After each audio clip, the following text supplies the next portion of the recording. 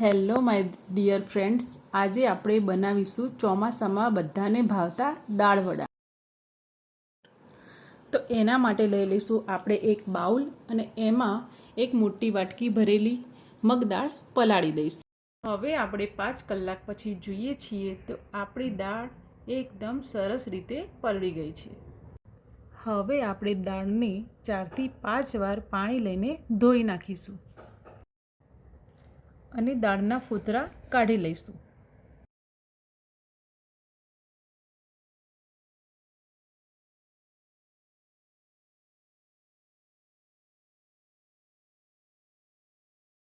હવે તમે જોઈ શકો છો એકદમ મસ્ત રીતે બધા જ ફોતરા નીકળી ગયા છે. તો હવે આપણે મિક્સર જાર લઈશું અને એમાં મગની દાળ પીસી દઈશું. તો એની અંદર આપણે મરચાં, આદું આ બધું નાખી અને એકદમ મસ્ત રીતે પીસી લઈશું આને.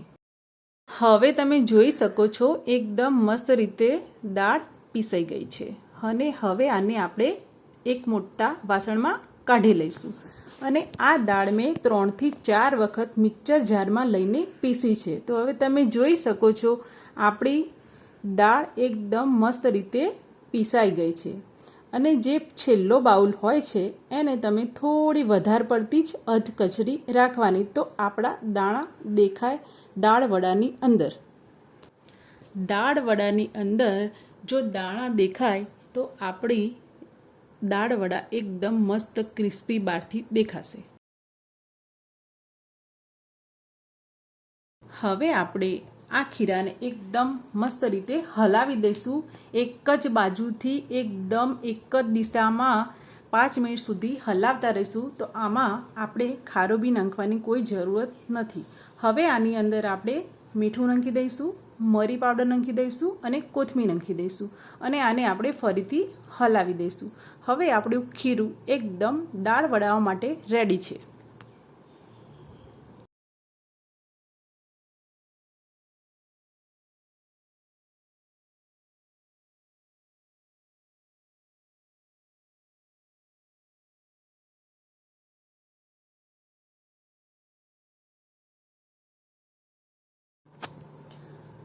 હવે આપણે તેલ ગરમ કરવા મૂકી દઈશું.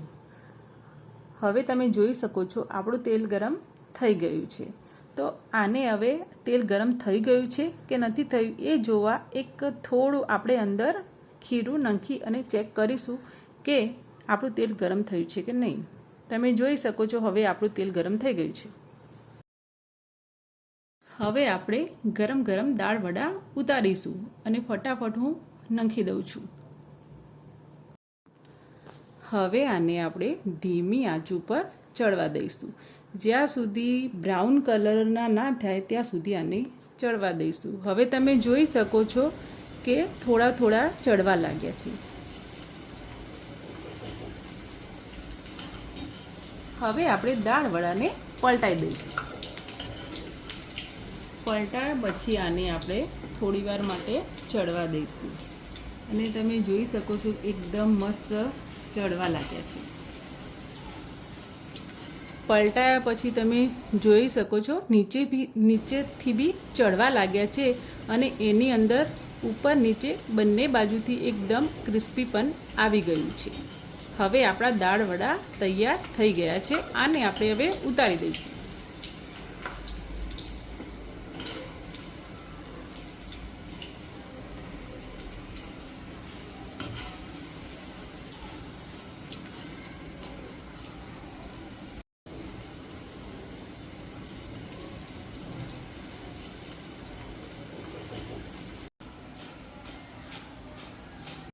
તો ચડી ગયા છે, એકદમ કલર આવી ગયો છે દાળ વડાનો.